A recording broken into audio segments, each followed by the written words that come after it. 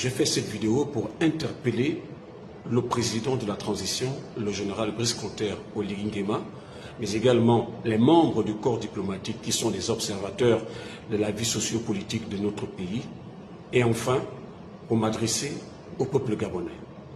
Monsieur le président de la transition, je suis Monsieur Brice Ndong, journaliste d'investigation et directeur du journal Coopération Internationale.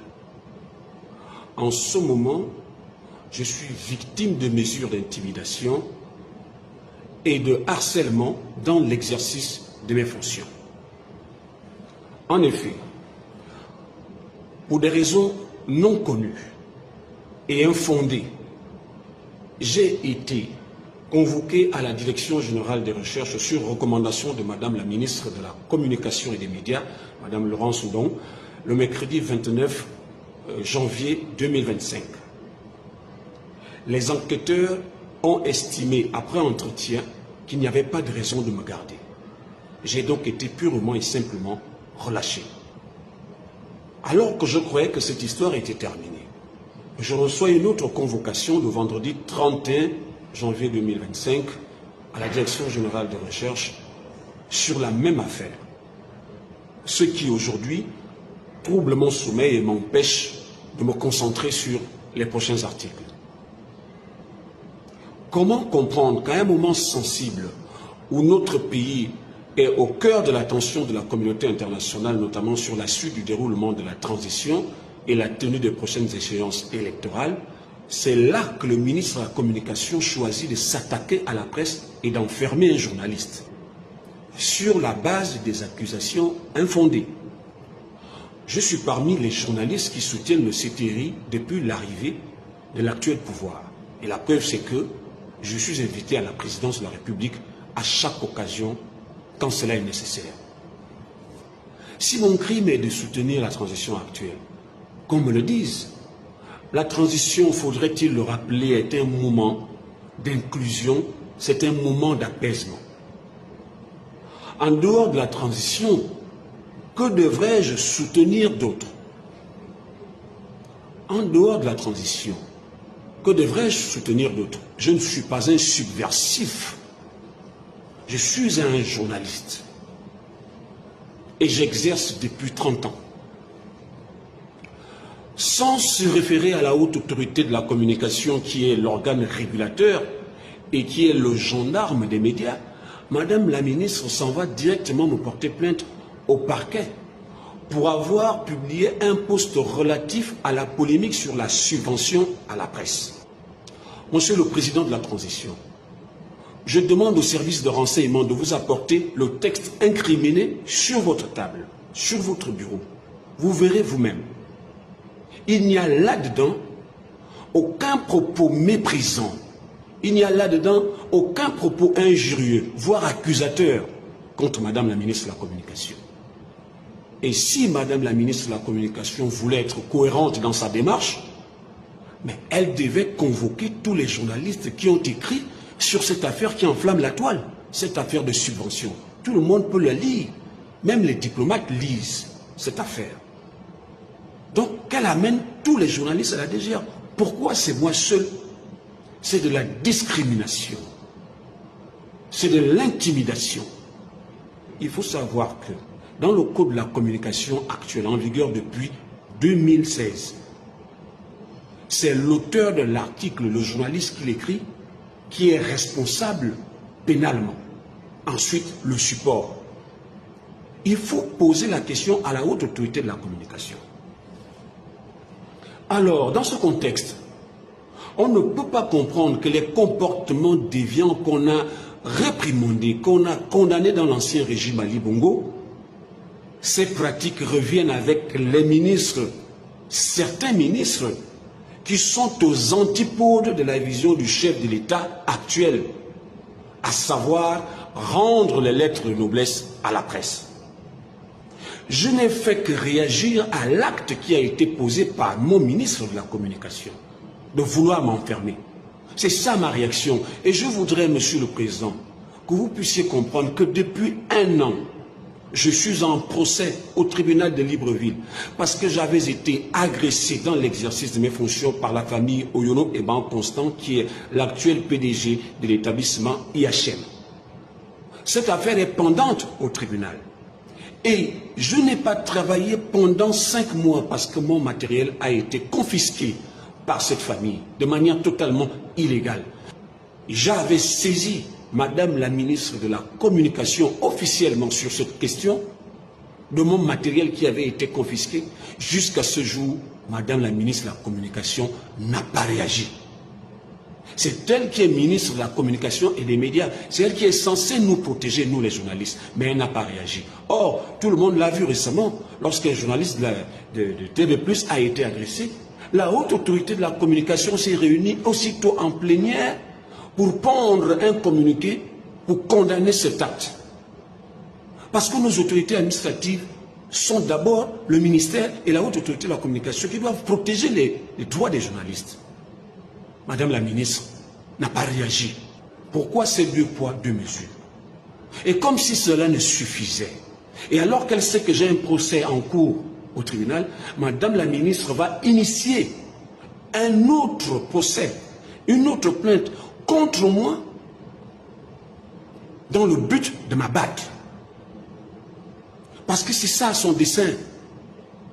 Tout le monde qui a pu lire ce texte-là peut se rendre compte qu'il n'y a rien qui puisse amener quelqu'un à la direction générale de recherche. Rien, absolument rien du tout. C'est pour cela que les enquêteurs m'avaient laissé sortir parce qu'il n'y avait rien à retenir contre moi. En termes de diffamation, je n'ai pas diffamé Madame la ministre. Après 30 ans d'exercice du journalisme au Gabon et à l'international, c'est maintenant qu'on veut remettre en cause ma qualité de journaliste. Pour vous donner un ordre d'idée, Monsieur le Président de la République, j'ai 10 ans de radio, 8 ans de télévision, 13 ans de journalisme écrit et numérique. En matière de journalisme, dans notre métier, je suis complet. J'ai exercé dans tous les domaines. Je suis journaliste d'investigation depuis 14 ans.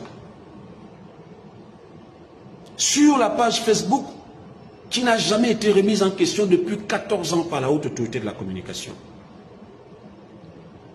Pour vous donner un ordre d'idée, des journalistes qui travaillaient dans d'autres médias pendant que moi j'exerçais également.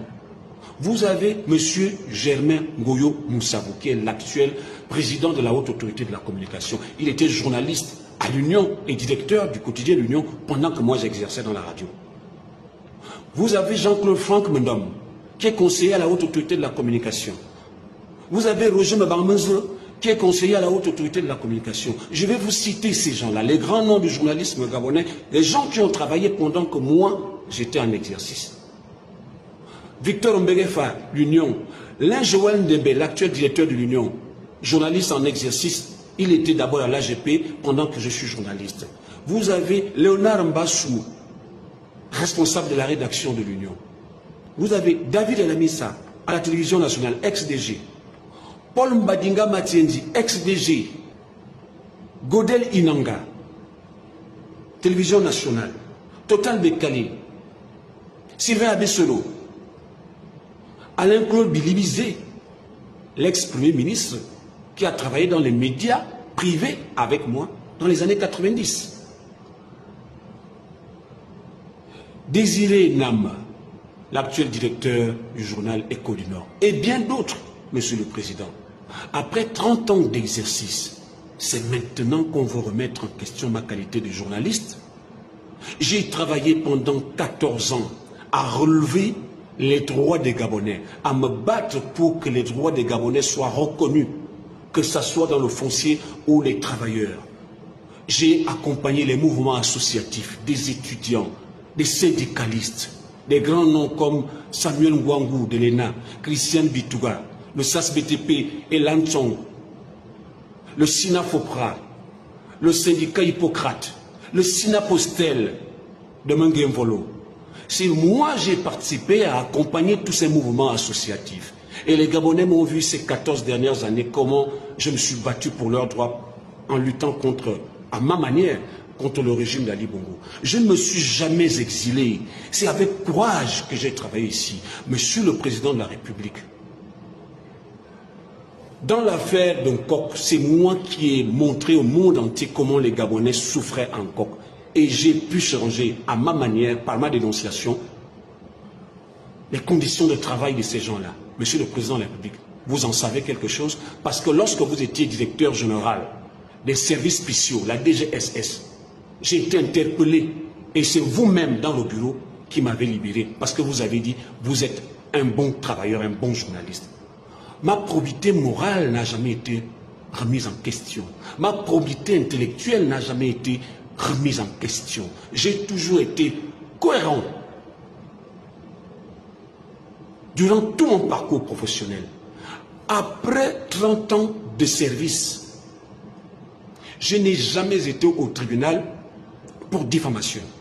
Mais cela voudrait dire que je travaille en respectant les règles professionnelles et déontologiques. 30 ans après, je n'ai jamais été devant un tribunal. Monsieur le Président de la République, je n'ai jamais été devant un tribunal. Monsieur le Président de la transition, les gens comme moi doivent être remerciés après tout ce que j'ai fait et non être persécutés. Les Gabonais savent ce que j'ai fait et je n'ai jamais posé des actes illégaux dans ce pays. Au point que ma ministre de la Communication décide, sur la base d'une accusation totalement légère, d'enfermer le journaliste. Au sujet de la subvention 2004, Monsieur le Président, ne suis-je pas moi aussi en droit de réclamer ma part? Parce qu'actuellement, au moment où je vous parle, tout concourt vers mon exclusion. Pourquoi un tel acharnement? D'ailleurs, Monsieur le Président de la Transition, je vous informe qu'il y a une ébullition dans la presse en ce moment en raison du mutisme qui encercle la répartition de cette subvention, la distribution de cette subvention. Et cette situation pourrait provoquer des réactions multiformes dans les jours à venir. Parce que bon nombre de journalistes sont à bout. Mais pour l'instant, ils gardent le silence.